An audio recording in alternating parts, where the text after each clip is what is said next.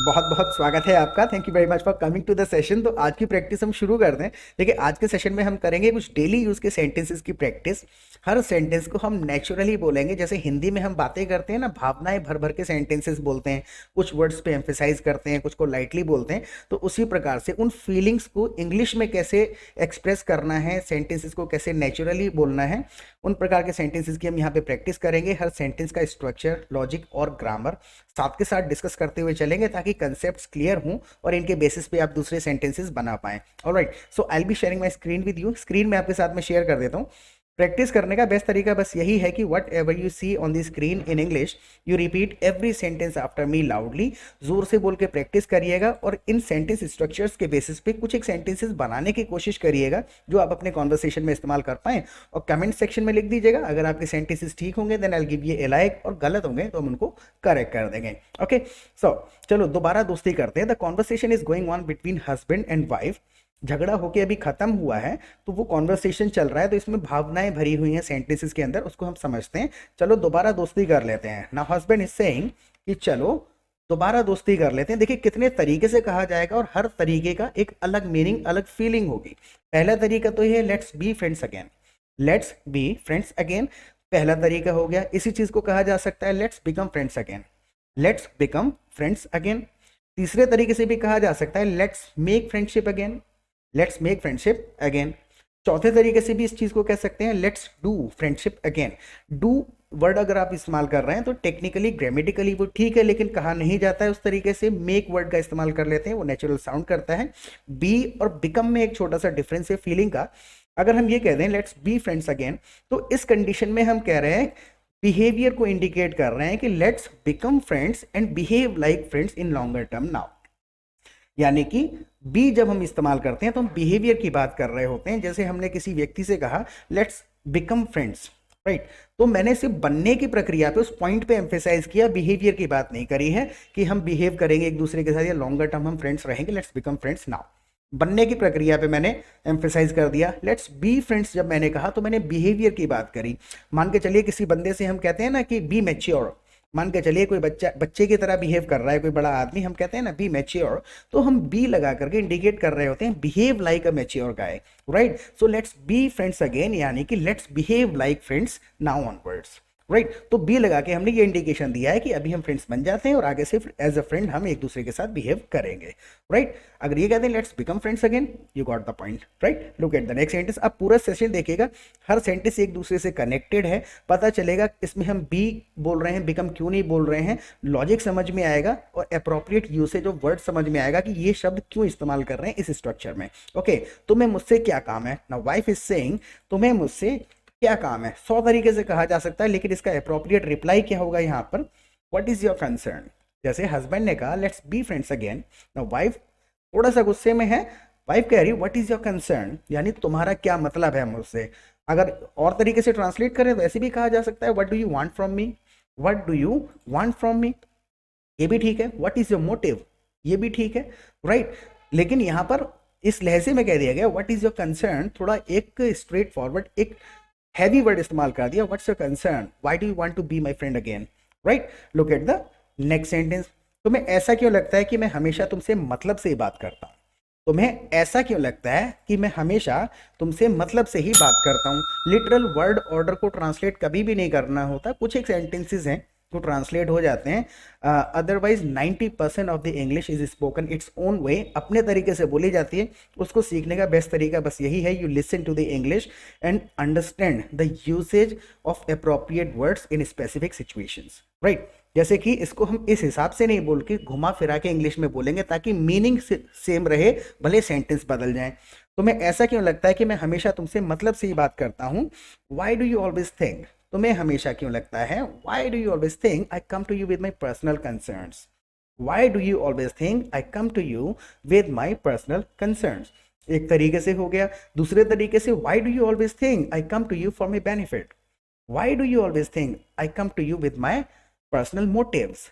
Personal motives, personal concerns, personal agenda, कोई भी word आगे इस्तेमाल कर सकते हैं। बस 2-3 बार रिपीट करेंगे तो आपको स्ट्रक्चर समझ में आ जाएगा कि किस प्रकार से वर्ड ऑर्डर है, क्वेश्चन जैसा कर रहे हैं हम उसको, why do you always think I come to you with my personal concerns, 2-3 बार रिपीट करेंगे। इसके बेसिस पे ऑटोमेटिकली इस प्रकार के सेंटेंसेस आप बनाने लगेंगे और दूसरे सिचुएशन में यूज करने लगेंगे, राइट। सो repeat every sentence after me loudly, बोल के प्रैक्टिस करिएगा। Look at the next sentence, मुद्दे की बात करो, मुझे बहुत काम करना है। नाउ वाइफ इज सेइंग कि मुद्दे की बात करो, मुझे बहुत काम करना है।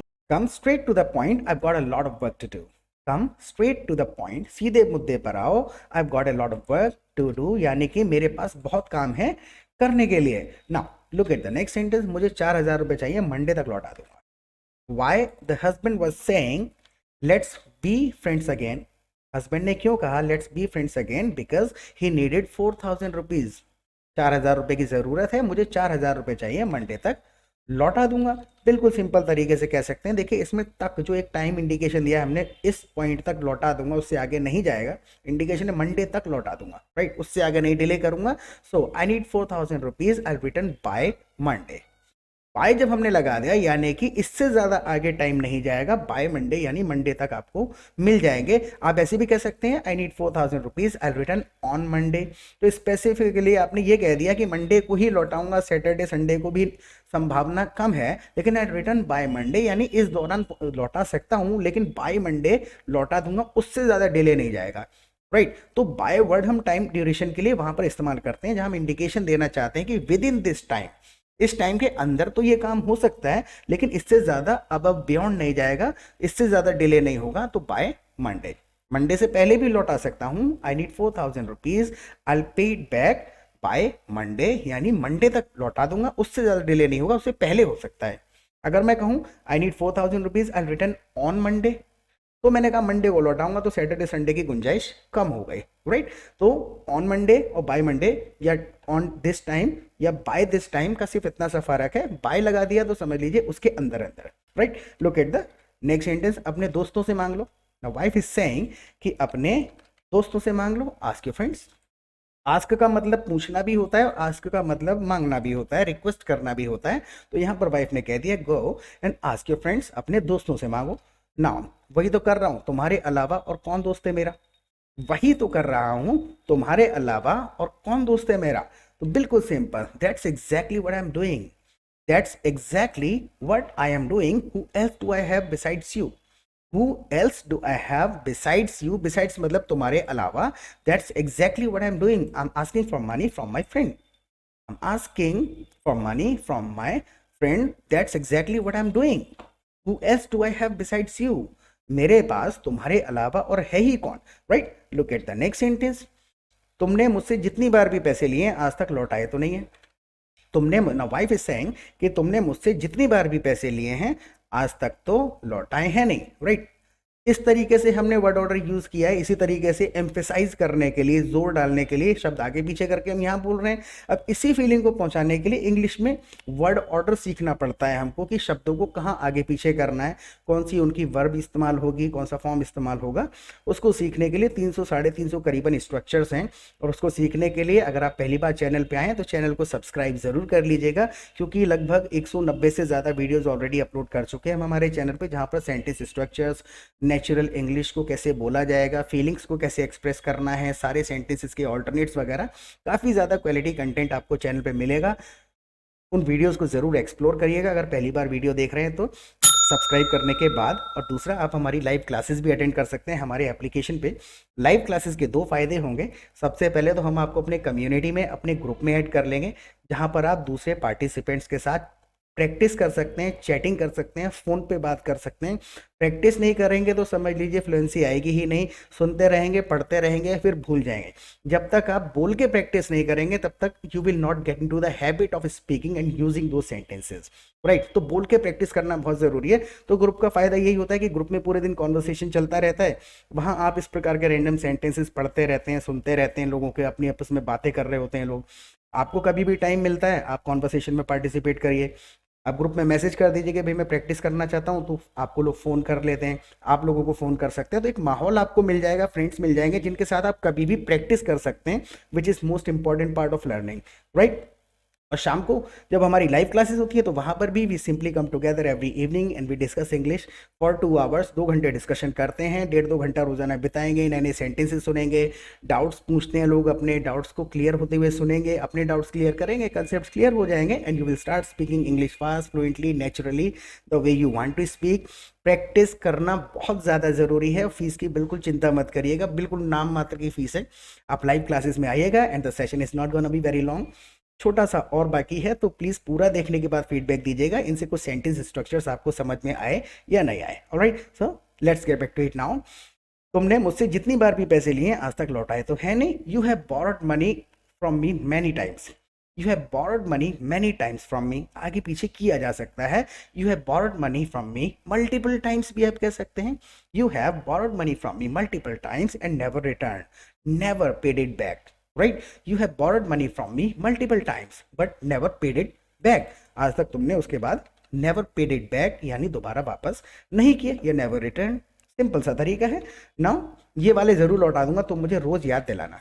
ये वाले जरूर लौटा दूंगा जो, लेकिन तुम मुझे रोज याद दिलाना। तो बिल्कुल simple, I definitely pay you this time. ये वाले की जरूरत है नहीं यहाँ पे बोलने की, कुल मिला के फीलिंग को एक्सप्रेस करना है, शब्दों को ट्रांसलेट नहीं करना है। I definitely pay you back this time, इस बार जरूर लौटा दूंगा। Just remind me daily until I pay you back. Right, I definitely pay you this time, just remind me daily until I pay you back. जब तक मैं वापस करना दूं, जस्ट रिमाइंड मी डेली, मुझे रोजाना याद दिलाना। रिमाइंड मतलब जस्ट रिमाइंड मी, याद दिलाते रहना मुझको daily. I definitely pay you this time, इस बार जरूर लौटा दूंगा आपके पैसे। Right, look at the next sentence. वैसे तुम 4,000 रुपए का करोगे क्या? वैसे तुम 4,000 रुपए का करोगे क्या? कई तरीके से कह सकते हैं, बाय द वे कह सकते हैं, वेल कह सकते हैं, एनी वे भी कह सकते हैं। So by the way what will you do with 4,000 rupees? With का इस्तेमाल कर लेंगे इस कंडीशन में। By the way what will you do with 4,000 rupees? 4,000 का तुम करोगे क्या? मोबाइल की स्क्रीन ठीक कराऊंगा और एक माइक लाऊंगा। मोबाइल की स्क्रीन ठीक करवाऊंगा और एक माइक लाऊंगा। बिल्कुल simple, I get my mobile screen fixed. I'll get my mobile screen fixed and get a new mic. Get मतलब है लेकर के आऊंगा नॉर्मल। आप buy इस्तेमाल कर सकते हैं, परचेज वर्ड का इस्तेमाल कर सकते हैं। I'll get my mobile screen fixed and buy a new mic. Simple. तो एक बात को कहने के 20 तरीके होते हैं, बस जो वर्ड हम इस्तेमाल करें वो सिचुएशन से रिलेटेड होना चाहिए और सही जगह पे लगा होना चाहिए। सेंटेंस स्ट्रक्चर्स आपको पता होने चाहिए।